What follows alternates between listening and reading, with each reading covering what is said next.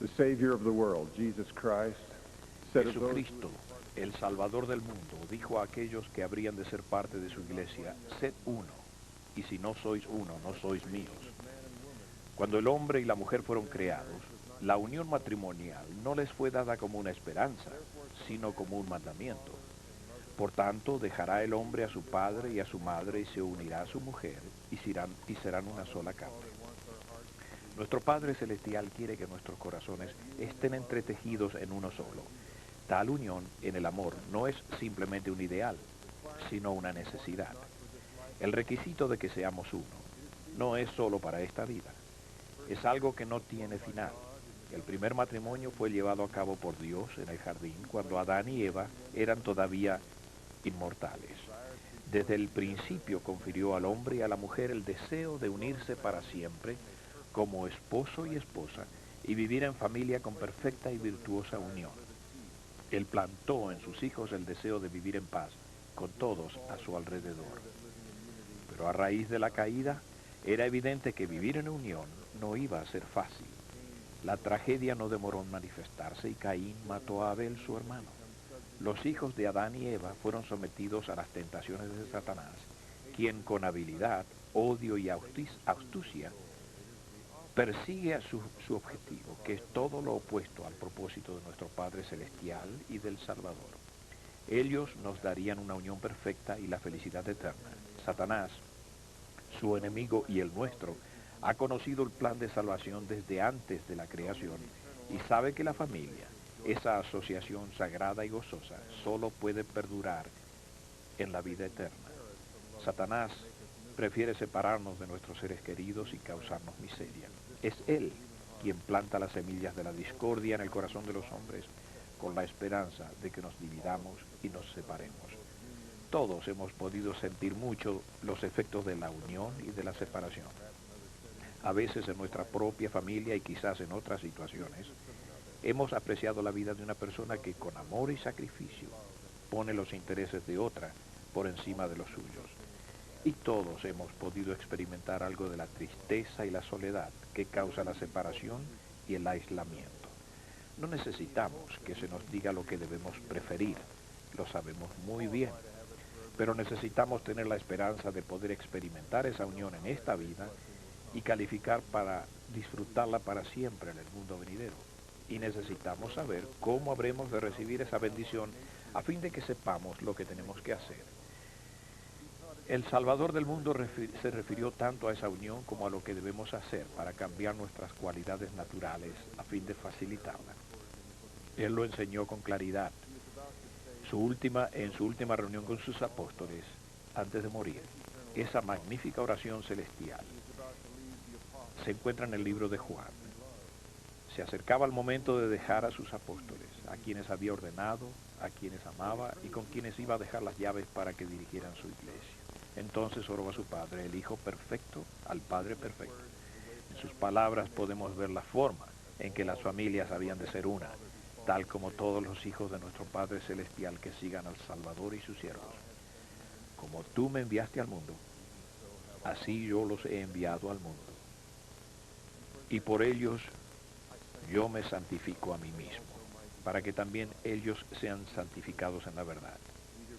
Mas no ruego solamente por estos, sino también por los que han de creer en mí por la palabra de ellos, para que todos sean uno, como tú, oh Padre, en mí y yo en ti, que también ellos sean uno en nosotros, para que el mundo crea que tú me enviaste.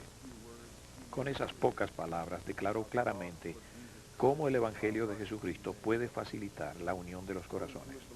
Los que hayan de creer la verdad que enseñó podrán aceptar las ordenanzas y convenios que ofrece por medio de sus siervos autorizados. Entonces, mediante la obediencia a esas ordenanzas y convenios, pueden transformar sus atributos naturales. De esa manera, la expiación del Salvador hace posible nuestra santificación.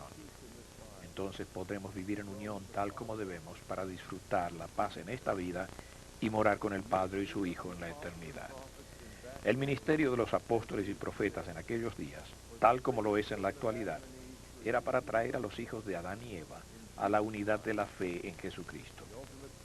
El propósito primordial de lo que enseñaron y de lo que hoy enseñamos nosotros es unir a las familias, esposos, esposas, hijos, nietos, antepasados y finalmente a todos los de la familia de Adán y Eva que así lo deseen. El Salvador oró y por ellos, refiriéndose a los apóstoles, yo me santifico a mí mismo, para que también ellos sean santificados en la verdad. El Espíritu Santo es el santificador y podemos tenerlo como compañero desde que el Señor restauró el sacerdocio de Melquisedec por medio del profeta José Smith. Las llaves del sacerdocio existen hoy en día en la tierra y mediante el mismo podemos efectuar los convenios que nos permiten tener al Espíritu Santo de manera constante. Entre aquellos que poseen ese Espíritu, podemos esperar que exista la armonía. El Espíritu imparte a nuestro corazón el testimonio de la verdad que unifica a quienes lo comparten. El Espíritu de Dios nunca habrá de causar contención, nunca ha de generar esos sentimientos de discriminación que conducen a los conflictos. Conduce en realidad a la paz personal y a un sentimiento de unión con los demás. Unifica las almas. Una familia unida, una iglesia unida y un mundo en paz dependen de la unificación de las almas. Aún un niño puede entender lo que debe hacer para tener el Espíritu como compañero. La oración sacramental nos lo dice. La escuchamos cada semana al asistir a nuestra reunión sacramental. En ese momento sagrado renovamos los convenios que hicimos al bautizarnos y el Señor nos recuerda la promesa que recibimos al ser confirmados miembros de la Iglesia para recibir el Espíritu Santo. Estas son las palabras de la oración sacramental. Están dispuestos a tomar sobre sí el nombre de tu Hijo y a recordarle siempre y a guardar sus mandamientos que Él les ha dado, para que siempre tengan su espíritu consigo. Podemos tener su espíritu al cumplir con ese convenio. Primeramente, prometemos tomar sobre nosotros su nombre. Eso significa que tenemos que considerarnos como que le pertenecemos. Lo colocamos en el primer lugar de nuestra vida. Deseamos lo que Él desea, no lo que nosotros queremos o lo que el mundo nos enseña que debemos ambicionar. Si amamos primero las cosas del mundo, no hallaremos paz en nosotros mismos. La familia o nación que anhele un ideal basándose en los bienes materiales terminará siendo dividida. El ideal de hacer los unos por los otros, lo que el Señor desea que hagamos, lo cual concuerda naturalmente con el hecho de tomar sobre nosotros su nombre, puede llevarnos a un nivel espiritual que será como un fragmento de cielo en la tierra. En segundo lugar, prometemos que lo recordaremos siempre. Esto hacemos cada vez que oramos en su nombre. En particular, lo recordamos cuando pedimos perdón, lo cual debemos hacer con frecuencia. En ese momento recordamos su sacrificio expiatorio, que nos posibilita el arrepentimiento y el perdón. Cuando suplicamos, lo recordamos como nuestro intercesor ante el Padre. Cuando recibimos sentimientos de perdón y de paz, recordamos su paciencia y su amor imperecedero, y eso llena de paz nuestro corazón. También cumplimos con la promesa de recordarle cuando oramos juntos como familias y cuando leemos las Escrituras. En la oración familiar para el desayuno, un hijo podría orar para que todo le vaya bien al otro ese día en cuanto a un examen u otra tarea. Cuando le llegue tal bendición, ese niño recordará el amor manifestado esa mañana y la bondad del intercesor en cuyo nombre se ofreció la oración. Y el amor unificará los corazones. Guardamos el convenio de recordarle cada vez que reunimos a nuestra familia para leer las Escrituras. Estas testifican acerca del Señor Jesucristo, porque ese ha sido y será siempre el mensaje de los profetas. Aunque los niños no recuerdan las palabras exactas, siempre recordarán a su verdadero autor, Jesucristo. En tercer lugar, al tomar la Santa Cena prometemos guardar sus mandamientos, cada uno de ellos. El presidente J. Reuben Clark, hijo, al abogar por la unión en su discurso en una conferencia general, nos amonestó en contra de seleccionar lo que hemos de obedecer, y lo expresó de esta manera: el Señor no nos ha dado nada inservible o innecesario, ha colmado las Escrituras con todo lo que tenemos que hacer para alcanzar la salvación. Y continuó diciendo: cuando participamos de la Santa Cena, hacemos el convenio de obedecer y guardar sus mandamientos. No hay excepción alguna, no hay distinciones ni diferencias. El presidente Clark nos enseñó que, así como nos arrepentimos de todos los pecados, no solo de uno, también nos comprometemos a guardar todos los mandamientos. Aunque parece difícil, no es algo complicado. Simplemente nos sometemos a la autoridad del Salvador y prometemos ser obedientes a todo cuanto Él nos mande hacer.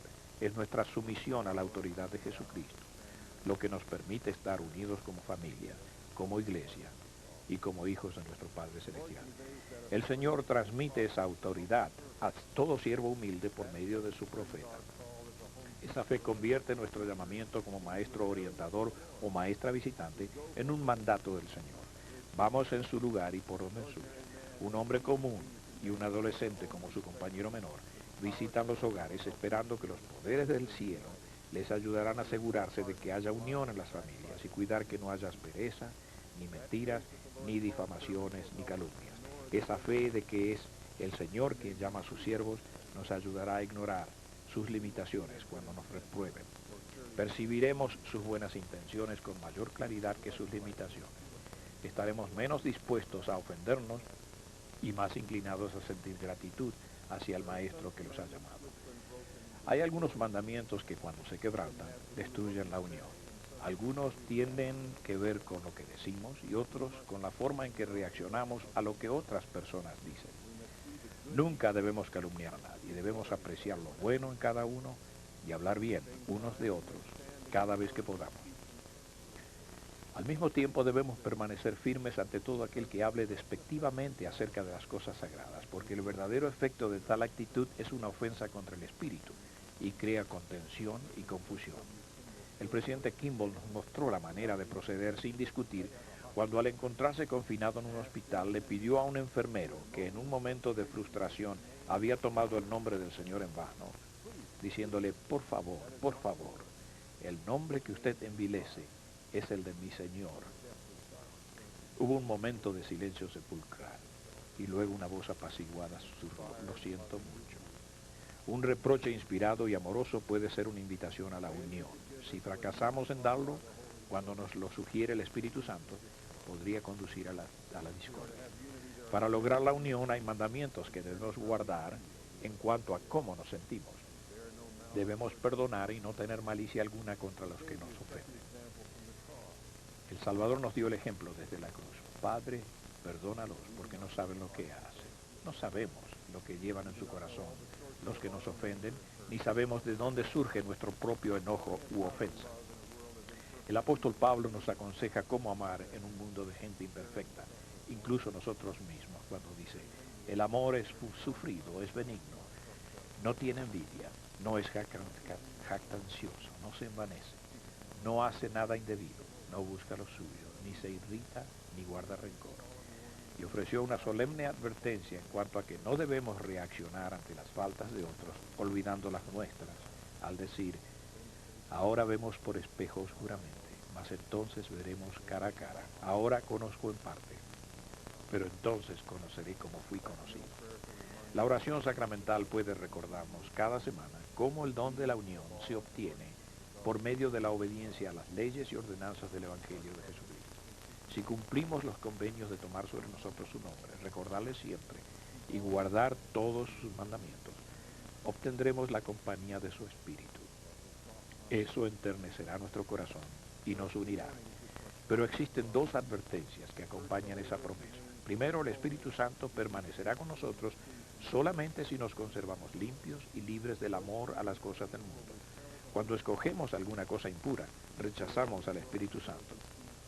El Espíritu mora solamente en aquellos que prefieren al Señor en vez del mundo.